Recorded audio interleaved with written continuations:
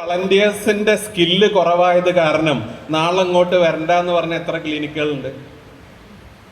ഇല്ല. കാരണം എന്താ? ഇത് നോക്കാൻ ആളില്ല. മാത്രമല്ല, ഇത് എങ്ങനെ നോക്കണമെന്ന് അറിയില്ല. നമ്മളൊക്കെ വളണ്ടിയർമാരാണ്. വളണ്ടിയർമാരെന്ന് വെച്ചാൽ എന്താ? നമ്മളെ സമയത്തിനൊക്കെ അനുസരിച്ച് അവിടെ വന്നിട്ട് ചെയ്യുന്ന എന്തോ നല്ല കാര്യം ചെയ്യുന്ന ഒരാൾക്കാരാണ്. നിങ്ങളൊരു വളണ്ടിയർ ആണെങ്കിൽ ഒരു പെയ്ഡ് സ്റ്റാഫിനേക്കാൾ ഉത്തരവാദിത്തം കാണിക്കേണ്ട ആളാണെന്നാണ് ഞാൻ പറയാം. കാരണം എന്താ? നിങ്ങൾ സ്വയം തീരുമാനിച്ചതാണ് ഞാൻ എൻ്റെ സമയം പാലിയേറ്റീവ് കെയറിന് വേണ്ടി മാറ്റിവെക്കുകയാണ്. നിങ്ങൾ സ്വയം തീരുമാനിച്ചതാണ് ഞാൻ രോഗിയുടെ അടുത്ത് പോയിരുന്ന് സംസാരിക്കും, അവരുടെ കാര്യത്തിൽ ഇടപെടും എന്നുള്ളത്. അത് ഔദാര്യമല്ല എന്ന് നിങ്ങൾ തീരുമാനിച്ചിട്ടുണ്ടെങ്കിൽ, നിങ്ങൾ അതിനു വേണ്ടി സമയം ചെലവഴിക്കാൻ സ്വയം സന്നദ്ധരായി വന്നതാണെങ്കിൽ, മറ്റാര് ചെയ്യുന്നതിനേക്കാളും ആ പ്രവർത്തനം ഉത്തരവാദിത്വത്തോടുകൂടി ചെയ്യാനുള്ള നിർബന്ധാവസ്ഥകളുടെ മുന്നിലുണ്ട്. പക്ഷെ എത്രത്തോളം ആളുകൾ അത് ചെയ്യുന്നു എന്നുള്ളത് നമ്മൾ സ്വയം ഒന്ന് ആലോചിക്കണം എന്നുള്ളതാണ് ഞാൻ ഉദ്ദേശിക്കുന്നത്. ഇവിടെ ഞാൻ പറയുന്ന ഞാൻ ചില കാര്യങ്ങൾ പറഞ്ഞത് ചിലപ്പോൾ നിങ്ങൾക്ക് ഒരു ചെറിയ വിഷമാവും. കുഴപ്പമില്ല, കാരണം ഞാൻ ഈ ക്ലാസ് കഴിഞ്ഞ് കുറച്ചും കൂടി കഴിയുമ്പോഴത്തേക്ക് ഇവിടുന്ന് പോവും. അതുകൊണ്ട് ആരും പിന്നെ തിരിച്ചു വന്നിട്ടൊന്നും ചെയ്യാനും പോകുന്നില്ല. പിന്നെ സുരേഷിയൊക്കെ ഉണ്ട്, നമ്മളെ ഇവിടെ അനിൽജി, ഇങ്ങനെ കുറെ ആൾക്കാരുണ്ട്. അപ്പൊ അത് കാരണം അതിന്റെ ഒരു ധൈര്യം കൂടി നമുക്കുണ്ട്. അപ്പോ ഞങ്ങളോട് ചില ചോദ്യങ്ങൾ ചോദിക്കാൻ പോവാം. നിങ്ങളിൽ എത്ര പേര് സ്ഥിരമായിട്ട് ഒരു രോഗിയെ അല്ലെങ്കിൽ ഒന്നിലധികം രോഗികളെ സ്ഥിരമായിട്ട് സന്ദർശിക്കുന്ന എത്ര ആൾക്കാരുണ്ട് ഇതിൽ? അത് വലിയ കഷ്ടമാണല്ലോ. 4 ആൾക്കാർ, 10 ആൾക്കാർ. കിപ്പിന്റെ ആൾക്കാർ ഇതൊന്ന് ശ്രദ്ധിച്ചാൽ നന്നാവും. പിന്നെ പാലിയേറ്റീവ് കെയർ ക്ലിനിക്കുകളിൽ രോഗികളോട് സ്ഥിരമായിട്ട് ഇടപെടുകയും സംസാരിക്കുകയും ചെയ്യുന്ന എത്ര ആൾക്കാരുണ്ട്? 15 ആൾക്കാർ. കരുത്തിട്ട സംഘാടനം, അന്തസ്സുറ്റ പരിചരണം. പിന്നെ ആശയവിനിമയത്തില് പരിശീലനം ലഭിച്ച എത്ര ആൾക്കാർ ഇതിലുണ്ട്? പകുതി ആൾക്കാർ. ഞാൻ ഇതൊക്കെ നിങ്ങളൊന്ന് മനസ്സിലാക്കാൻ വേണ്ടി ചോദിക്കുന്ന കേട്ടോ. പിന്നെ നമ്മളുടെ ആദ്യത്തെ പാലിയേറ്റീവ് കെയർ ട്രെയിനിങ്ങിന് കമ്മ്യൂണിക്കേഷന്റെ ട്രെയിനിങ് കിട്ടിയിട്ട് അതിനുശേഷം ആശയവിനിമയത്തിൽ തുടർ പരിശീലനം കിട്ടിയ എത്ര ആൾക്കാരുണ്ട്? ഒരു 10-20 ആൾക്കാർ. രോഗികളുടെ വിവിധ സാഹചര്യങ്ങൾ, നമ്മൾ കാണുന്ന രോഗികളുടെ വിവിധ സാഹചര്യങ്ങൾ അതുപോലെ തന്നെ എടുത്ത് അത് ചർച്ച ചെയ്ത് റോൾ പ്ലേ നടത്തിയിട്ട്, എന്ന് വെച്ചാൽ രോഗിയായിട്ട് വളണ്ടിയർ ഒക്കെ ആയിട്ട് ഇരുന്ന് നിങ്ങൾ ഒരു റോൾ പ്ലേ നടത്തിയിട്ട് കമ്മ്യൂണിക്കേഷൻ പരിശീലിച്ച എത്ര ആൾക്കാർ ഇതിലുണ്ട്? നിങ്ങള് ഒന്ന് പുറകിലോട്ട് തിരിഞ്ഞു നോക്കിയാൽ നല്ലതാ. അപ്പോ ഇതാണ് അവസ്ഥ. ഇതുകൊണ്ട് നമുക്ക് കാര്യമായ പാലിയേറ്റീവ് കെയർ ചെയ്യാൻ പറ്റൂല എന്ന് ദയവ് ചെയ്ത് നമ്മൾ മനസ്സിലാക്കുക. ഓരോ രോഗിയുടെയും പ്രശ്നങ്ങൾ വളരെ സങ്കീർണമാണ്. ഓരോ രോഗിയുടെയും അവസാനത്തെ നാളിൽ അയാൾക്കുണ്ടാവുന്ന ചിന്തകളും അയാളെ അലട്ടിക്കൊണ്ടിരിക്കുന്ന പ്രശ്നങ്ങളും വളരെ വളരെ സങ്കീർണമാണ്. അത് ചോദിക്കാനും പറയാനും ഇടപെടാനും കൃത്യമായ പരിശീലനമില്ലെങ്കിൽ ഞാൻ പറയാ, ചിലപ്പോഴെങ്കിലും നമ്മളവർക്ക് സഹായമല്ല, ഒരു അധിക ബാധ്യതയാണ് ആവുക എന്നുള്ളതാണ് ഞാൻ പറയാം. അങ്ങനെ ഒരുപാട് ഞാൻ ഇത് പറയാൻ ഇവിടെ നിന്നിട്ട് നിങ്ങളുടെ മുന്നിൽ ഇത് പറയാനുള്ള എൻ്റെ ഒരു റൈറ്റ് എന്താന്ന് വെച്ച് കഴിഞ്ഞാൽ, എൻ്റെ ഒരു അവകാശം എന്താന്ന് വെച്ച് കഴിഞ്ഞാല്, ഞാന് എൻ്റെ നാട്ടിലെ ചെറിയൊരു പാലിയേറ്റീവ് കെയർ യൂണിറ്റിൽ വളണ്ടിയർ ചെയ്തിട്ടാണ് ഞാൻ തുടങ്ങിയത്. തുടങ്ങിയ സമയത്ത് 2.5 വർഷക്കാലം ഞാനൊരു ക്ലാസ് എടുത്തിട്ടില്ല, ഞാനൊരു സ്ഥലത്ത് പോയിട്ട് പ്രസംഗിച്ചിട്ടുമില്ല. ഞാൻ ആകെ ചെയ്തത് നാട്ടിലെ പാലിയേറ്റീവ് കെയർ വളണ്ടിയർ ആയിട്ട് ഹോം കെയർ ടീമിന്റെ കൂടെ വളണ്ടിയർ ആയിട്ട് പോവുക എന്നുള്ളതാണ്. അത് മാത്രമല്ല, എനിക്ക് ഓരോ സമയത്തും കൃത്യമായിട്ട് എന്നെ ഏൽപ്പിച്ച രോഗി എനിക്കുണ്ടായിരുന്നു. അത് ആദ്യത്തേത് ഞാൻ കണ്ടത് മണികണ്ഠേട്ടനാണ്. അത് കഴിഞ്ഞിട്ട് ഞാൻ കണ്ടത് അമ്മിണി ചേച്ചിയാണ്. അമ്മിണി ചേച്ചി മരിക്കുന്നത് വരെ രജിസ്റ്റർ ചെയ്തത് മുതൽ എൻ്റെ നാട്ടിലെ അമ്മിണി ചേച്ചിയുടെ പാലിയേറ്റീവ് കെയർ വളണ്ടിയർ ഞാനായിരുന്നു. എന്ന് വെച്ചാൽ അവരുടെ അവസാനത്തെ നാളുകളിലെ അവരുടെ പ്രയാസങ്ങളിൽ ഒരു സഹയാത്രികനായിട്ട് ഞാൻ ഉണ്ടായിരുന്നു എന്നുള്ളതാണ്. അതാണ് എന്നെ ഇവിടെ നിർത്തി ഇത് പറയുമ്പോൾ ഒരു ചങ്കുക്കുത്തില്ലാതെ നിങ്ങളോട് ഇത് പറയാൻ പറ്റുന്നത്. അത് കഴിഞ്ഞിട്ട് കുഞ്ഞിപ്പെണ്ണ് എന്ന് പറയുന്ന 79 വയസ്സുള്ള സ്ത്രീ, അവർ മരിക്കുന്നത് വരെ അവരുടെ കൂടെ പാലിയേറ്റീവ് കെയർ വളണ്ടിയർ ആയിട്ട് നിൽക്കാൻ ആഴ്ചയിൽ ഒരു തവണയെങ്കിലും നിർബന്ധമായി അവരെ സന്ദർശിക്കുകയും അവരുടെ അടുത്തിരിക്കുകയും അവരോട് കഥ പറയുകയും ചെയ്യുന്ന ഒരു ശീലം പാലിയേറ്റീവ് കെയർ വളണ്ടിയർമാർക്ക് ഉണ്ടായിരുന്നു. അത് പാലിയേറ്റീവ് കെയർ ഇങ്ങനെ വളരുന്നതിനനുസരിച്ച് ഇത്തരം ഇത്തരത്തിലുള്ള കാര്യങ്ങളൊക്കെ നമ്മൾ വിട്ടുപോകുന്നുണ്ടോ എന്നുള്ളത് നമ്മൾ ഒന്ന് മനസ്സിൽ ആലോചിക്കണം എന്നുള്ളതാണ്.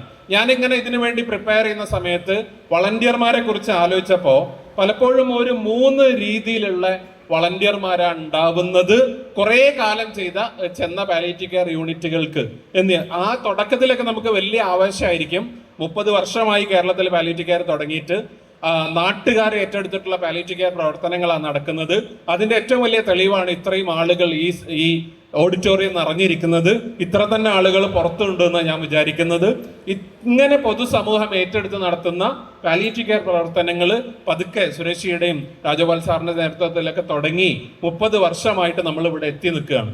ഏതൊരു ഓർഗനൈസേഷനും ഏതൊരു സംവിധാനത്തിനും ഏതൊരാളുകൾക്കും ഒരുപാട് കാലം അവിടെ അങ്ങ് ഇരുന്ന് കഴിഞ്ഞാൽ, അല്ലെങ്കിൽ ഒരുപാട് കാലം പ്രവർത്തിച്ചു കഴിഞ്ഞാൽ അതിന്റെ ആ മുകളിലോട്ടുള്ള പോക്കിന് ശേഷം അതിന് പതിയെ ഒരു താഴോട്ട് പോക്ക് ഉണ്ടാവും എന്നുള്ളത് ലോകത്ത് അത് പ്രൂവ് ചെയ്തിട്ടുള്ള കാര്യമാണ്. ഏത് സംവിധാനങ്ങളും എന്താണെങ്കിലും, രാഷ്ട്രീയ പാർട്ടി ആണെങ്കിലും സാമൂഹിക സംവിധാനങ്ങളാണെങ്കിലും ഒക്കെ ഈ രൂപത്തിൽ സംഭവിക്കുക എന്നുള്ളത് വളരെ സ്വാഭാവികമാണ്. ആ രൂപത്തിൽ പാലിയേറ്റീവ് കെയർ വളണ്ടിയർമാരെ ഞാനൊന്ന് ആലോചിച്ചപ്പോൾ 3 സാധ്യതകൾ ഞാൻ കണ്ടു. ഒന്ന്, പല മോഡുകളാണ്. ഇപ്പൊ ഈ ഫ്ലൈറ്റിലൊക്കെ പോകുന്ന ആളുകൾക്ക് അറിയാം, ഓട്ടോ പൈലറ്റ് മോഡ് എന്ന് പറഞ്ഞൊരു മോഡുണ്ട്. എന്താ ഓട്ടോ പൈലറ്റ്? വിമാനം പൊങ്ങിക്കഴിഞ്ഞാൽ പിന്നെ പൈലറ്റ് അധികം നമ്മൾ വണ്ടി ഓടിക്കുന്ന പോലെ സ്റ്റെയറിംഗ് പിടിച്ചിരിക്കേണ്ട കാര്യമില്ല, എന്ത് നോക്കിക്കോളും. വിമാനത്തിനകത്തുള്ള മെഷീൻ തന്നെ എന്ത് ചെയ്യും, വിമാനം അങ്ങ് ഓടിച്ചോളും. നമ്മളവിടെ വെറുതെ അങ്ങനെ ഉണ്ടായാൽ മതി. അപ്പൊ ചില വളണ്ടിയർമാര് ഈ ഓട്ടോ പൈലറ്റ് മോഡിലേക്ക് പോയിട്ടുണ്ടോ എന്നൊരു സംശയമാണ്. എന്താ ഓട്ടോ പൈലറ്റ്? നമ്മൾ ഈ സാധനം സ്റ്റെയറിംഗ് പിടിക്കുകയോ അല്ലെങ്കിൽ ആളുകളോട് സംസാരിക്കുകയോ പിന്നെ രോഗിയുടെ അടുത്ത് പോയിരിക്കുകയോ ഒന്നും ചെയ്തിട്ടില്ലെങ്കിലും ഒരുവിധം കാര്യങ്ങൾ ഇങ്ങനെ വളരെ മെക്കാനിക്കലായിട്ട് വളരെ യാന്ത്രികമായിട്ട് ഇങ്ങനെ പോയിക്കൊണ്ടിരിക്കുന്നുണ്ടാവും. ക്ലിനിക്കിൽ ഇടക്കൊന്ന് പോവും, വല്ലപ്പോഴും ഒരു ഹോം കെയറിന് പോവും, എന്നിട്ട് പാലിയേറ്റീവ് കെയറിന്റെ വളണ്ടിയർ ആയിട്ട് നാട്ടിൽ അങ്ങനെ നടക്കുന്നുണ്ടാവും. അതാണ് എന്ത്, യാന്ത്രികമായിട്ടുള്ള പ്രവർത്തനം. ഓട്ടോ പൈലറ്റ് മോഡ് എന്നാ അതിന് പറയാം. ആ ഓട്ടോ പൈലറ്റ് മോഡിലേക്ക് പോയിട്ടുണ്ടോ നമ്മുടെ വളണ്ടിയർമാരെന്ന് ഒന്ന് ആലോചിക്കണം. പിന്നെ ഒരു കൂട്ടം വളണ്ടിയർമാരുണ്ട് ചെക്ക് ലിസ്റ്റ് മോഡിലാണ് അവർ. ചെക്ക് ലിസ്റ്റ് എന്ന് പറഞ്ഞാൽ എന്താ, ഇപ്പൊ നമ്മളെ ക്ലിനിക്കിലൊക്കെ രോഗികൾ വരുമ്പോൾ നമ്മുടെ കേസ് ഷീറ്റിൽ ഒരു ചെക്ക് ലിസ്റ്റ് ഉണ്ട് അല്ലെ. ആ എന്താണ്, വേദന ഉണ്ടോ, എവിടെയാണ് വേദന, പിന്നെ പല കാര്യങ്ങൾ ചോദിക്കാനുണ്ട്, ഛർദി ഉണ്ടോ, ഓക്കാനുണ്ടോ, ഇങ്ങനെ തുടങ്ങിയിട്ടുള്ള കുറെ കാര്യങ്ങൾ ചെക്ക് ലിസ്റ്റ് ഉണ്ട്. ഇതേ ചെക്ക് ലിസ്റ്റ് വളണ്ടിയർമാരുണ്ട് നമ്മുടെ കൂട്ടത്തില്. ഓരെന്താ ചെയ്യാ, ഇടയ്ക്ക് വീട്ടിലൊക്കെ ഒന്ന് പോകും, ചോദിക്കുന്നത് ഒരേ ചോദ്യം. എന്താ ചോദിക്കുക, വേദന ഉണ്ടോ, ഉറങ്ങിയോ, മൂത്രമൊഴിച്ചോ, ഇതൊക്കെ തന്നെയാണ്. ഇതൊക്കെ ചോദിക്കാൻ ആരുണ്ട് അവിടെ? ഡോക്ടറും നഴ്സും ഒക്കെ ഉണ്ട്. ഇതൊക്കെ നിങ്ങൾ ചോദിച്ചോളി. പക്ഷെ ആ ചോദ്യത്തിൽ നിർത്തേണ്ടവരല്ല വളണ്ടിയേഴ്സ് എന്നുള്ളത് ഒന്ന് മനസ്സിൽ വെച്ചാൽ നന്നായിരിക്കും. ഈ ചെക്ക് ലിസ്റ്റ് വളണ്ടിയർമാരായിട്ട് നമ്മൾ മാറിയിട്ടുണ്ടോ എന്നുള്ളത് ഒന്ന് ആലോചിക്കേണ്ടതാണ്. മൂന്നാമത്തത്, ഈ കംഫർട്ട് സോണിലുള്ള വളണ്ടിയർമാരുണ്ട്. കംഫർട്ട് മോഡ് എന്ന് അതിന് പറയാം. എന്ന് വെച്ചാൽ കംഫർട്ട് എന്ന് വെച്ച് കഴിഞ്ഞാൽ വളരെ നമുക്ക് പറ്റുന്ന കാര്യങ്ങളൊക്കെ ചെയ്യും. ഇപ്പൊ വളരെ ബുദ്ധിമുട്ടിക്കുന്ന ചോദ്യം ചോദിക്കുന്ന ഒരു രോഗിയുണ്ട്, അയാളായിട്ട് സംസാരിക്കാനും പ്രശ്നമാണ്. അവിടെ പോയി ഇരുന്നാല് നമ്മളോട് വലിയ ബുദ്ധിമുട്ടുള്ള രൂപത്തിലാണ് ഇടപെടല്. അങ്ങനെയുള്ള രോഗിയാണെങ്കിൽ നമ്മൾ എന്ത് ചെയ്യൂല, അവിടേക്ക് പോവില്ല. അത്യാവശ്യം എങ്ങോട്ടൊക്കെ സംസാരിക്കുന്ന, നമ്മളോട് കാര്യങ്ങളൊക്കെ പറയുന്ന ചില രോഗികളുണ്ടെങ്കിൽ അവിടെ കൂടുതൽ സമയം ചെലവഴിച്ചിട്ട് അങ്ങനെ പിന്നെ ക്ലിനിക്കിലെ മറ്റും നമുക്ക് ചെയ്യാൻ വളരെ ഭംഗിയായിട്ട് ചെയ്യാൻ പറ്റുന്ന ചില കാര്യങ്ങളൊക്കെ ചെയ്തിട്ട് അങ്ങനെ പോകും. ഇത് കംഫർട്ട് സോണിൽ കയറിയിട്ടുള്ള വളണ്ടിയേഴ്സാണ്. അവർ ചില ചെയ്യുന്ന കാര്യങ്ങൾ അങ്ങനെ ചെയ്ത് അങ്ങനെ പോകുന്നു. ചില ആൾക്കാരോടൊക്കെ വലിയ ബുദ്ധിമുട്ടില്ലാത്ത രോഗികളും അവസ്ഥയൊക്കെ ആണെങ്കിൽ ഒന്ന് പോയിട്ട് 2 വാക്ക് സംസാരിച്ചു പോരുന്നു. ഇങ്ങനെയൊക്കെയാണ്. അപ്പൊ നിങ്ങള് ഏത് ഗണത്തിലാ അപ്പൊ നിങ്ങൾ പെടുക? ഇതിൽ ഓട്ടോ പൈലറ്റ് ഗണത്തിൽ പെട്ടുപോയ എത്ര വളണ്ടിയേഴ്സ് ഉണ്ട്? ആരും കൈവന്തിക്കൂല അല്ലെ? കൈവന്തിക്കണ്ട കേട്ടോ.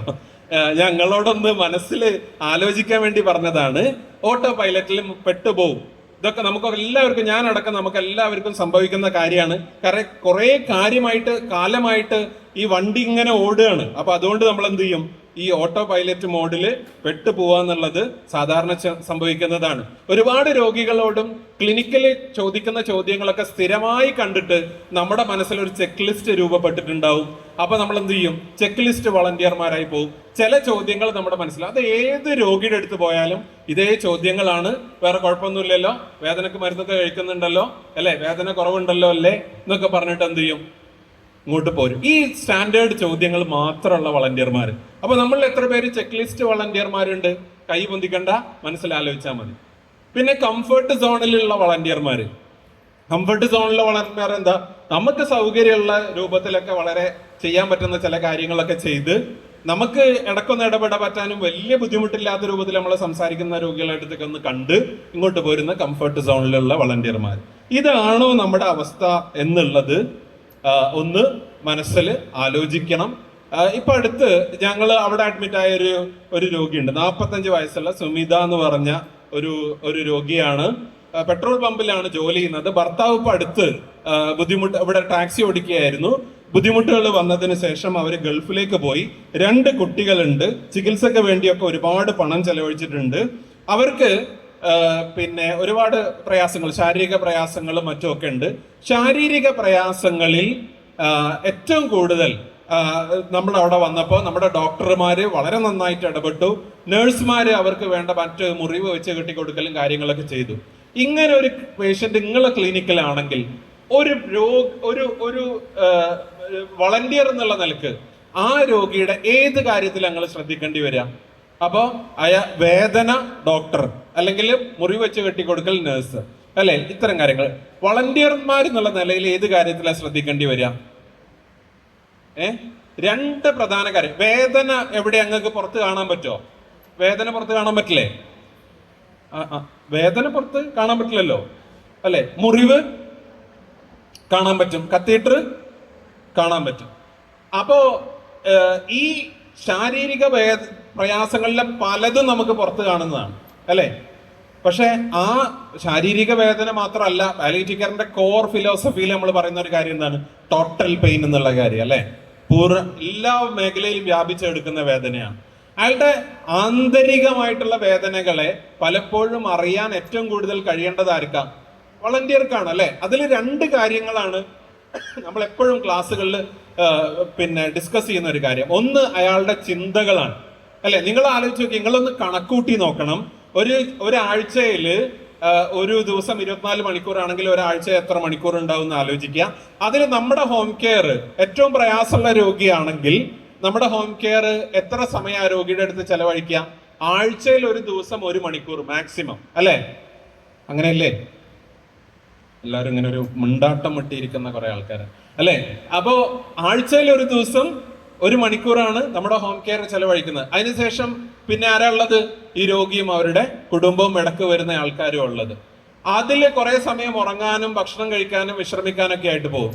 എന്നാലും 90-ലധികം മണിക്കൂറുകൾ ഒരാഴ്ചയിൽ ഇയാൾ ഒറ്റക്കാണ്. അപ്പൊ ആ സമയത്ത് അവിടെ അടുത്ത് പോയിരുന്ന് സംസാരിക്കേണ്ട ആളാ വളണ്ടിയർ.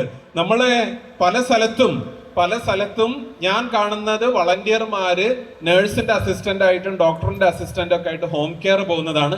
പല സ്ഥലത്തും അതിന് പോലും വളണ്ടിയർമാരില്ല. പക്ഷെ രോഗികളെ സംബന്ധിച്ചിടത്തോളം അവരെ അടുത്തിരുന്ന് സംസാരിക്കുന്ന, കൃത്യമായിട്ട് ഒരു രോഗിയെ ഫോളോ അപ്പ് ചെയ്യുന്ന വളണ്ടിയർമാരുടെ അഭാവം വളരെ കൂടുതൽ പാലിയേറ്റീവ് കെയർ രംഗത്തുണ്ട്. അതൊരു അപജയമായിട്ട് നമ്മൾ കാണണം. അതിന് റെക്ടിഫൈ ചെയ്യാനുള്ള, അത് ശരിയാക്കാനുള്ള മാർഗങ്ങൾ നമ്മൾ ആലോചിക്കുകയും തിരുത്തുകയും വേണം എന്നുള്ളതാണ് എൻ്റെ ഒരു അഭ്യർത്ഥന. അപ്പൊ എന്തായാലും ഇങ്ങനെ ഒരു രോഗിയുടെ അടുത്ത് അവിടെ പോയിരുന്ന് ഇരിക്കുന്ന സമയത്ത്, ഡോക്ടർ വേദന ശ്രദ്ധിക്കുന്ന സമയത്ത്, നേഴ്സ് കത്തീറ്ററും മറ്റു കാര്യങ്ങളും മുറിവും ഒക്കെ ശ്രദ്ധിക്കുന്ന സമയത്ത് നമ്മൾ ശ്രദ്ധിക്കേണ്ടത് അയാളുടെ ആന്തരികമായിട്ടുള്ള വേദനകളാണെന്ന് ഞാൻ പറഞ്ഞു. അതിൽ പ്രധാനപ്പെട്ട 2 കാര്യങ്ങളാണെന്നുള്ളത്.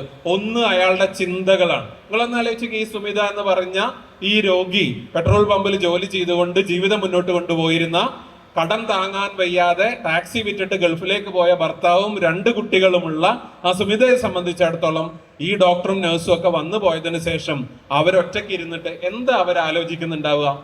അവരാലോചിക്കുന്നുണ്ട്, എത്ര കാലം എനിക്ക് എൻ്റെ കുട്ടികളെ കാണാൻ പറ്റും, എൻ്റെ ഹസ്ബൻഡിന് അവിടെ ജോലി മറ്റു കാര്യങ്ങളൊക്കെ ശരിയാവോ, അയാൾക്ക് തിരിച്ചു വന്നിട്ട് കുറച്ചു കാലങ്ങളും കൂടി എൻ്റെ കൂടെ ചെലവഴിക്കാൻ വേണ്ടി പറ്റുമോ, ദൈവം എനിക്ക് എന്തിനു ഇത് തന്നു, അല്ലെ?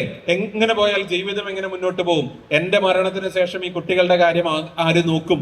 ഇങ്ങനെ തുടങ്ങി ഒറ്റനവധി ചിന്തകൾ അയാളുടെ മനസ്സിലൂടെ കടന്നു പോകുന്നുണ്ടാവും. അത് ആലോചിക്കുമ്പോഴുള്ള വിഷമവും സങ്കടവും ദേഷ്യവും ഒക്കെ ഒരു ഭാഗത്തുണ്ടാവും. ഇതൊന്നും നിങ്ങളോട് ആര് പറയില്ല. നിങ്ങൾ ചോദിക്കാത്തിടത്തോളം കാലം അവർ നിങ്ങളോട് പങ്കുവെക്കാൻ പോകുന്നില്ല. നിങ്ങളുടെ ചെക്ക് ലിസ്റ്റിലുള്ള ചോദ്യങ്ങൾ, വേദന ഉണ്ടോ, മൂത്രത്തിന്റെ ട്യൂബ് നേഴ്സ് വന്ന് മാറ്റിയോ, ഉറങ്ങിയോ, തുടങ്ങിയിട്ടുള്ള സ്ഥിരം ചെക്ക് ലിസ്റ്റിലുള്ള ചോദ്യങ്ങളിലേക്ക് മാത്രം ഒതുങ്ങി നിന്നാൽ ഇയാളുടെ ആ വേദനയെ, അയാളുടെ മനസ്സിൽ അനുഭവിക്കുന്ന ചിന്തകളെ, അയാൾ മനസ്സിൽ അനുഭവിക്കുന്ന വേദനകളെ പുറത്തു കൊണ്ടുവരാൻ പറ്റൂല എന്നുള്ളത് വളരെ സ്വാഭാവികമാണ്. അതുകൊണ്ട് കൃത്യമായിട്ട് ഈ കാര്യങ്ങളൊന്ന് മനസ്സിൽ വെക്കുക. ഇവിടുത്തെ ഈ സംഗമം കഴിഞ്ഞ് തിരിഞ്ഞു പോയതിനു ശേഷം, ക്ലിനിക്കിലെത്തിയതിനു ശേഷം അവിടുത്തെ ഇത്തരം മേഖലകളിൽ ക്വാളിറ്റി ഇംപ്രൂവ്മെന്റിന്റെ ഭാഗമായിട്ട് വളണ്ടിയർ എന്നുള്ള നിലക്ക് നമ്മുടെ ഏറ്റവും പ്രധാനപ്പെട്ട ശേഷി കമ്മ്യൂണിക്കേഷൻ സ്കിൽസ് ആണ് എന്ന് തിരിച്ചറിഞ്ഞുകൊണ്ട് തിരിച്ചു പോവുകയും അതിനു വേണ്ട സംവിധാനങ്ങൾ ക്ലിനിക്കിൽ ഒരുക്കാനും ഇവിടെ എത്തിയ കുറച്ച് ക്ലിനിക്കെങ്കിലും ശ്രമിച്ചാൽ അത് വലിയ വ്യത്യാസം രോഗികളുടെ ക്വാളിറ്റി ഓഫ് ലൈഫിൽ, അവരുടെ ജീവിത ഗുണ നിലവാരത്തിൽ ഉണ്ടാവും എന്നുള്ളതൊന്ന് മനസ്സിൽ വെക്കുക. മാത്രമല്ല ഇതിന് വേണ്ട സംവിധാനങ്ങളൊക്കെ നമ്മളെ പരിശീലനം ഇതിന് ആവശ്യമാണ് നമ്മൾ മനസ്സിലാക്കി. പക്ഷേ ഒരു കാര്യങ്ങളിൽ നിങ്ങളുടെ മുന്നിൽ വെക്കുകയാണ്, പല പരിശീലനങ്ങളും പലപ്പോഴും കാലഹരണപ്പെട്ടു പോയിട്ടുണ്ട് എന്നുള്ളതാണ്. ഞാന് പണ്ട് കാലത്ത് പാലിയേറ്റീവ് കെയർ തുടങ്ങിയ സമയത്ത് കേട്ട പരിശീലനം, കമ്മ്യൂണിക്കേഷൻ സ്കിൽസിനെ കുറിച്ചിട്ടുള്ള പരിശീലനം, അതേ സാധനം പാടി നടക്കുന്ന ആൾക്കാരാണ് പല ജില്ലകളിലെയും പരിശീലകർ എന്നുള്ളത് കൂടി മനസ്സിൽ വെക്കണം. റോൾ പ്ലേ ചെയ്യും. റോൾ പ്ലേ ചെയ്യുമ്പോൾ എന്താ ചെയ്യുക? രോഗിയായിട്ട് ഒരാൾ അവിടെ ഇരുത്തും, രോഗിയായിട്ട് പരിശീലിക്കുന്ന ആളിരിക്കും. എന്നിട്ടൊരു സ്റ്റാൻഡേർഡ് ചോദ്യമാണ്. എന്താ ചോദ്യം? മരിച്ചു, മടുത്തു, മരിച്ചാൽ മതി, മടുത്തു, മതിയായി. എന്നിട്ട് അപ്പുറത്ത് നിൽക്കുന്നയാളെ, വളണ്ടിയർ ആയിട്ട് വരുന്നയാളെ ഈ എങ്ങനെയെങ്കിലും പറഞ്ഞ് തറ പറ്റിക്കുന്ന ഒരു രോഗിയായിട്ട് ഇപ്പുറത്തിരിക്കുക എന്ന ഒരു റോൾ പ്ലേ വെച്ചുകൊണ്ടാണ് പല കമ്മ്യൂണിക്കേഷൻ ക്ലാസ്സുകളും ഓടുന്നത്. ചില മേഖലകളിലൊക്കെ, ചില ക്ലിനിക്കുകളൊക്കെ അതിലൊക്കെ ഒരു വ്യത്യാസമൊക്കെ വരുത്തിയിട്ട് എങ്ങനെ നമുക്ക് ഈ പരിശീലനം മെച്ചപ്പെടുത്താന്നൊക്കെയുള്ള ആലോചന ഉണ്ട്. പക്ഷേ ഞാൻ നേരത്തെ പറഞ്ഞ പോലെ ഓട്ടോ പൈലറ്റ് മോഡ് ഉണ്ടല്ലോ, കുറെ കാലം ചെയ്യുമ്പോൾ ഉണ്ടാവുന്ന അത് അങ്ങനെ തന്നെ നിന്ന് പോകുന്ന, മുരടിച്ച് നിന്ന് പോകുന്ന ഒരവസ്ഥ, അത് നമ്മളുടെ പരിശീലന പ്രവർത്തനങ്ങൾക്കും വന്നിട്ടുണ്ട്. അത് പ്രത്യേകിച്ച് വന്നിട്ടുള്ളത് കമ്മ്യൂണിക്കേഷന്റെ കാര്യത്തിലാണ് എന്നുള്ളതും കൂടി ഞാനൊന്ന് ഓർമ്മിപ്പിക്കാൻ ആഗ്രഹിക്കുകയാണ്. ഞാൻ കുറച്ച് മനസ്സിന് വിഷമം ഉണ്ടാക്കുന്ന, കുറച്ചൊരു ദേഷ്യം തോന്നുന്ന കാര്യങ്ങളാണ് പറയുന്നത്. പക്ഷെ ഇതിന്റെ എല്ലാം ഉദ്ദേശം എന്ന് പറയുന്നത് ആത്യന്തികമായിട്ട് നമ്മളെ ഇടപെടലിലൂടെ ഏറ്റവും നല്ല പരിചരണം വീട്ടിൽ കിടപ്പായി പോയിട്ടുള്ള രോഗിക്ക് കിട്ടണം എന്നുള്ള സതുദ്ദേശം വെച്ചുകൊണ്ട് മാത്രമാണ് ഇത് നിങ്ങളുടെ മുന്നിൽ ഇത്രയും രൂക്ഷമായിട്ട് ഇത് പറയുന്നത്. മാത്രമല്ല, നമ്മൾ ഇപ്പൊ ഒരു പുതിയ ഒരു സംരംഭം കൂടി തുടങ്ങിയിട്ടുണ്ട്. കിപ്പിന്റെ ഒക്കെ സഹായത്തോടു കൂടി എല്ലാ മാസത്തിലും ഒരിക്കൽ പരിശീലകരായി മാറാൻ ആഗ്രഹിക്കുന്ന വളണ്ടിയർമാർക്ക് പ്രത്യേകമായിട്ട് അവിടെ വർക്ക്ഷോപ്പ് നടത്തുന്നുണ്ട്. 2 വർക്ക്ഷോപ്പുകൾ ഇപ്പോൾ ഓൾറെഡി കഴിഞ്ഞിട്ടുണ്ട്. ഇതിൽ പലരും അതിൽ പങ്കെടുത്തിട്ടുണ്ട്. ആദ്യത്തെ വർക്ക്ഷോപ്പ് ചെയ്തത് സുരേഷ് സാറാണ്. രണ്ടാമത്തത് ചെയ്തത് സ്പിരിച്വാലിറ്റി എന്നുള്ള വളരെ പ്രധാനപ്പെട്ട ഏരിയയിൽ സുരേഷ് തന്നെയാണ് ചെയ്തത്. അപ്പൊ ഇങ്ങനെ ഓരോ മാസവും ഓരോ വിഷയം എടുത്തുകൊണ്ട് ചർച്ച ചെയ്യുന്ന രൂപത്തിലേക്ക് നമ്മൾ കിപ്പും IPM ഒക്കെ പോകുന്നുണ്ട്. പക്ഷെ അതിന്റെയൊക്കെ ഒരു ഫലം താഴെത്തട്ടിലേക്ക് എത്തണമെങ്കിൽ നിരന്തരമായിട്ടുള്ള പരിശീലന പ്രവർത്തനങ്ങൾ നമ്മുടെ വളണ്ടിയേഴ്സിന് വേണം. ആ പരിശീലനത്തിൽ ഏറ്റവും പ്രധാനമായിട്ട് ഉൾപ്പെടുത്തേണ്ടത് കമ്മ്യൂണിക്കേഷൻ സ്കിൽസ് ആണ്.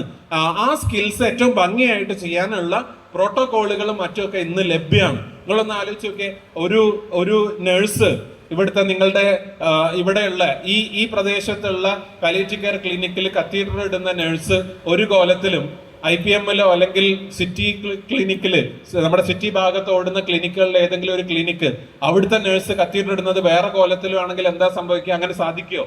പ്രഷർ നോക്കുന്നത് എല്ലായിടത്തും ഒരുപോലെ അല്ലേ? അതിനൊരു പ്രോട്ടോകോൾ ഇല്ലേ? നിങ്ങളൊന്ന് ആലോചിച്ച് നോക്കിയേ. ഇപ്പോ കോവിഡിന് ശേഷം നമ്മളെല്ലാ സ്ഥലത്തും കാണുന്ന ഒരു പ്രത്യേക ബോർഡാണ് കൈ എങ്ങനെ കഴുകണം എന്നുള്ളത് അല്ലെ. കൈ കഴുകുന്നതിനൊരു സ്റ്റെപ്പ് ബൈ സ്റ്റെപ്പ്, ആദ്യം എന്ത് ചെയ്യണം, സോപ്പ് എപ്പോൾ എടുക്കണം, പിന്നെ കഴുകേണ്ടത് എങ്ങനെ, കൃത്യമായിട്ട് സ്റ്റെപ്പ് ബൈ സ്റ്റെപ്പ് ആയിട്ട് പറഞ്ഞിട്ടുള്ള ബോർഡുകൾ ഹോട്ടലുകളിലും മറ്റൊക്കെ നമുക്ക് കാണാം. ഒരു ചെറിയ കാര്യത്തിന് പോലും വളരെ ശാസ്ത്രീയമായിട്ടുള്ള പ്രോട്ടോകോളുകൾ സ്റ്റെപ്പ് ബൈ സ്റ്റെപ്പ് ആയിട്ട് ചെയ്യേണ്ടതുണ്ട്. കമ്മ്യൂണിക്കേഷൻ സ്കിൽസിലും പ്രത്യേകിച്ച് പാലിയേറ്റീവ് കെയർ രംഗത്ത് ഒരു രോഗിയോട് സംസാരിക്കുമ്പോൾ ഇടപെടുന്ന സമയത്ത് എങ്ങനെ തയ്യാറെടുക്കണം, എങ്ങനെ സംസാരം തുടങ്ങണം, എങ്ങനെ അത് തുടർന്നുകൊണ്ട് പോകണം, രോഗിയുടെ വൈകാരിക പ്രയാസങ്ങളെ എങ്ങനെ അന്വേഷിച്ചറിയണം, രോഗിയുടെ ചിന്തകളെ കുറിച്ച് എങ്ങനെ അന്വേഷിച്ചറിയണം, രോഗിയോടുള്ള സംസാരം എങ്ങനെ ഉപസംഹരിക്കണം, വന്നതിന് ശേഷം ആ കോൺവെർസേഷനെ ബേസ് ചെയ്തുകൊണ്ട് എങ്ങനെ തുടർ പ്രവർത്തനങ്ങൾ നടത്തണം എന്നുള്ളതിന് കൃത്യമായിട്ടുള്ള പ്രോട്ടോകോൾ ലഭ്യമാണ്. നമ്മള് IPM-ല് നമ്മുടെ 3 ദിവസത്തെ ട്രെയിനിങ്ങിലൊക്കെ പങ്കെടുത്ത ആൾക്കാർക്കൊക്കെ അതിപ്പോ അറിയുന്നുണ്ടാവും. അങ്ങനെയുള്ള ചില ആൾക്കാർ ഇവിടെ ഞാൻ കണ്ടു, ആ ട്രെയിനിങ്ങിലൊക്കെ പങ്കെടുത്തിട്ടുള്ള ആൾക്കാർ. ഇതാണ് നമ്മൾ അതിൽ ചർച്ച ചെയ്യുന്നത്. ഈ കൃത്യമായിട്ടുള്ള പ്രോട്ടോകോൾ ലഭ്യമാണ്. പാലിയേറ്റീവ് കെയറിന് വേണ്ടി പലപ്പോഴും സംഭവിക്കുന്നത് ഞാൻ നേരത്തെ സൂചിപ്പിച്ചതുപോലെ പരിശീലനം നിർബന്ധമാണെന്ന് ചില ക്ലിനിക്കുകളിലും പറയുന്നുണ്ട്. വളരെ നല്ലത്. പക്ഷെ എങ്ങനെ നമ്മൾ പരിശീലിപ്പിക്കുന്നത്? വരുന്ന സമയത്ത് ഒരു പരിശീലനം ഉണ്ട്. ആ പരിശീലനം അതിന്റെ തന്നെ ക്വാളിറ്റി നമ്മളൊന്ന് പരിശോധിക്കണം. അതിനുശേഷം ആ വർഷങ്ങൾക്ക് മുമ്പ് പാലിയേറ്റീവ് കെയറിന്റെ വളണ്ടിയർ ആയിട്ട് ഒരു പരിശീലനം കിട്ടി വന്ന ആള് ഇതുവരെ ഒരു തുടർ പരിശീലനം കിട്ടിയിട്ടില്ല എങ്കിൽ നമ്മൾക്ക് നമ്മുടെ വളണ്ടിയർ പ്രവർത്തനത്തിൽ കാര്യമായ എന്തോ കുഴപ്പമുണ്ട് എന്നുള്ളതൊന്ന് നമ്മൾ മനസ്സിൽ വെക്കുക. മാത്രമല്ല, ഇതിൽ ഒരുപാട് ഈ ബാരിയേഴ്സ് കൂടി ഉണ്ട് നമ്മുടെ കമ്മ്യൂണിക്കേഷൻ. അതിൽ ഏറ്റവും പ്രധാനപ്പെട്ട ഒരു കാര്യമാണ് ഈ പെർസെപ്ഷൻ ബാരിയർ എന്ന് പറയുന്നത്, ധാരണാപരമായ ബുദ്ധിമുട്ടുകൾ. നിങ്ങളൊന്ന് ആലോചിക്കുക, ഒരു മനുഷ്യൻ മറ്റൊരു മനുഷ്യനുമായിട്ട് കുറച്ചു കാലം ഇടപെട്ട് കഴിഞ്ഞാൽ അവർക്ക് തമ്മിൽ പരസ്പരം ഒരു ധാരണ വരുന്നുണ്ട്, അല്ലെ? ഇപ്പോ എന്റെ പേര് കേൾക്കുമ്പോൾ തന്നെ എന്നെ അറിയുന്ന ആളുകൾ ഞാൻ അവിടെ ഇല്ലെങ്കിൽ പോലും എന്നെ പറ്റി ചില ചിത്രം ആ മനുഷ്യന്റെ മനസ്സിൽ വരുന്നുണ്ട് എന്നുള്ളതാണ്. നമ്മൾ പറയില്ലേ, ആ അവനല്ലേ, ആ അവളല്ലേ എന്ന് പറഞ്ഞിട്ട് അയാളുടെ കുറച്ച് ഗുണങ്ങളും കാര്യങ്ങളൊക്കെ നമ്മൾ സാധാരണ ആളുകളെ പറ്റി സംസാരിക്കുമ്പോൾ വെറുതെ ഗോസിപ്പൊക്കെ പറയുമ്പോൾ നമ്മൾ പറയും, നമ്മൾ ആരെ കുറിച്ചാണോ പറയുന്നത് അയാളുടെ ചില ഗുണഗണങ്ങളാണ് പറയാം. ഓളുണ്ടല്ലോ, ഓനുണ്ടല്ലോ എന്ന് പറഞ്ഞിട്ട് ചില കാര്യങ്ങൾ നമ്മൾ പറയും. അപ്പൊ എന്ന് വെച്ചാൽ ആളുകളെ കുറിച്ച് നമ്മളോട് ഇടപെടുന്ന രീതി വെച്ചുകൊണ്ട് ആളുകളെ കുറിച്ച് ഒരു ധാരണ നമുക്കുണ്ട് എന്നുള്ളതാണ്. നിങ്ങൾ ആലോചിച്ച് നോക്കിയാൽ, ഈ പേഷ്യന്റിന്റെ അടുത്ത്, നമ്മൾ ഇടപെടുന്ന രോഗിയുടെ അടുത്ത് അവിടെ പോയിരുന്നിട്ട് കുറച്ചു നേരം സംസാരിച്ച് തിരിച്ചു പോന്നാല് നിങ്ങൾ അവരുടെ മനസ്സിലൊരു ധാരണ നിങ്ങൾ ഉണ്ടാക്കും. നിങ്ങൾ ആരാണ് എന്നുള്ളതിനെ കുറിച്ച് ഒരു പെർസെപ്ഷൻ അവരുടെ മനസ്സിലുണ്ടാക്കുന്നുണ്ട്, ഒരു ധാരണ അവരുടെ മനസ്സിൽ, രോഗിയുടെ മനസ്സിലുണ്ടാക്കുന്നുണ്ട്, കുടുംബത്തിന്റെ മനസ്സിലും ഉണ്ടാക്കുന്നുണ്ട് എന്നുള്ളതാണ്. അപ്പൊ നിങ്ങൾ ഗേറ്റ് ഒക്കെ കടന്ന് പുറത്തു പോയി കഴിഞ്ഞാൽ നിങ്ങളെ പറ്റി അവർ സംസാരിക്കുമല്ലേ? നമ്മുടെ വീട്ടില് കുറച്ച് വിരുന്നേര് വന്നു എന്ന് വിചാരിക്കുക. വിരുന്നേര് വന്നിട്ട് അവരൊരു മണിക്കൂറൊക്കെ അവിടെ സമയം ചെലവഴിച്ച് പോയി കഴിഞ്ഞാൽ നമ്മുടെ കുറച്ച് നേരത്തെ സംസാരം ആരെ കുറിച്ചാ? ഈ വന്നുപോയ വിരുന്നേരെ കുറിച്ച്, ഒരിട്ട കുപ്പായത്തെ കുറിച്ച്, ഒരു പറഞ്ഞ കാര്യത്തെ കുറിച്ച്, അല്ലേ? സ്വാഭാവികമാണ് മനുഷ്യന്മാര്. ഇതുപോലെ നിങ്ങൾ ആ വീട്ടിൽ നിന്ന് ഇറങ്ങിക്കഴിഞ്ഞാൽ കുറച്ച് നേരം നിങ്ങളെ പറ്റിയാ സംസാരിക്കാൻ വേണ്ടി പോകുന്നത്. അപ്പൊ നിങ്ങളൊന്ന് മനസ്സിലായി ആലോചിക്കുക, ഞാൻ ഈ ഇടപെട്ട കോലം വെച്ചിട്ട് ഞാൻ പുറത്തിറങ്ങിയിട്ട് പോന്നു കഴിയുമ്പോൾ ഇന്നെ കുറിച്ച് എന്തായിരിക്കും അവർ സംസാരിക്കുന്നുണ്ടാവുക? നമ്മളോട് തന്നെ ചോദിക്കുക. മാത്രമല്ല, അവരെ കാണാൻ അവരുടെ വേറെ ചില ബന്ധുക്കളും സുഹൃത്തുക്കളൊക്കെ വരും. അപ്പൊ അവര് ആരൊക്കെ അപ്പൊ സഹായിക്കുന്നത് എന്ന് ചോദിക്കുമ്പോ പറയും ഒരു വളണ്ടിയർ ഉണ്ട് എന്ന് പറയും. എന്നിട്ട് ആ വളണ്ടിയറിന്റെ ചില ഗുണഗണങ്ങൾ പറയും. അപ്പൊ എന്തായിരിക്കും നമ്മളെ കുറിച്ച് പറയാൻ സാധ്യത ഉള്ളതെന്ന് നമ്മളൊന്ന് ആലോചിക്കുക. ഒരു 2-3 പ്രാവശ്യം നമ്മൾ അവിടെ പോയി ഇടപെടൊക്കെ ചെയ്യുമ്പോ, 4ാമത്തെ പ്രാവശ്യം നിങ്ങൾ പോകുമ്പോ ഗേറ്റ് തുറക്കുമ്പോ തന്നെ അവരുടെ മനസ്സിൽ ചില ചിത്രങ്ങൾ വരും, അല്ലേ? ആ ചങ്ങായി വരുന്നുണ്ട്. അല്ലെങ്കിൽ ചില ആൾക്കാർ പറയുന്നത് വരുന്നുണ്ട്, കുറച്ചേരം എനിക്ക് അയാളുടെ കൂടെ സംസാരിച്ചിരിക്കാം. അല്ലെങ്കിൽ നേരെ തിരിച്ചു ആവാം, 1 മണിക്കൂർ പോയി കിട്ടിയെന്നും ആവാം. എന്താണ് നിങ്ങൾ കൊടുക്കുന്ന ധാരണ എന്നുള്ളത് നിങ്ങളുടെ ഇടപെടലിനനുസരിച്ചിരിക്കും. ഞാൻ നമ്മുടെ സമയം അവസാനിക്കുകയാണ്. അതുകൊണ്ട് ഞാൻ മജീദ് മാഷ്ക്ക് കൊടുത്തിരുന്നു, ഞാൻ എനിക്ക് അനുവദിച്ച സമയത്തിന്റെ 2-3 മിനിറ്റ് മുമ്പ് നിർത്താന്നുള്ളത്. അങ്ങനെ തന്നെ നിർത്താം.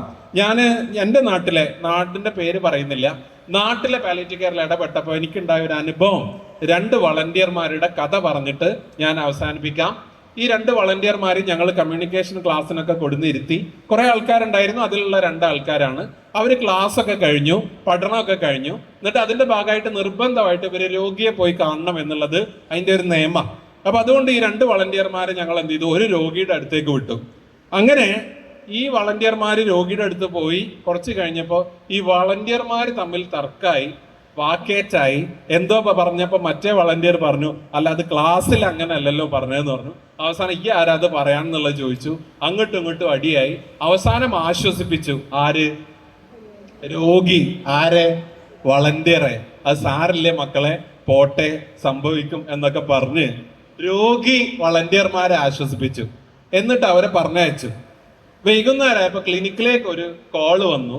കോൾ ഇതായിരുന്നു, നിങ്ങൾ കൊണ്ടുവരുന്ന കത്തീറ്ററും വേണ്ട, കിറ്റും വേണ്ട, ഒരു കുന്തും വേണ്ട, മേലാൽ ഇമാതിരി ആൾക്കാരെ ഇങ്ങോട്ട് വിടാതിരുന്നാൽ തന്നെ വലിയ ഉപകാരം. ഇത്രയും പറഞ്ഞുകൊണ്ട് അവസാനിപ്പിക്കുന്നു. നന്ദി.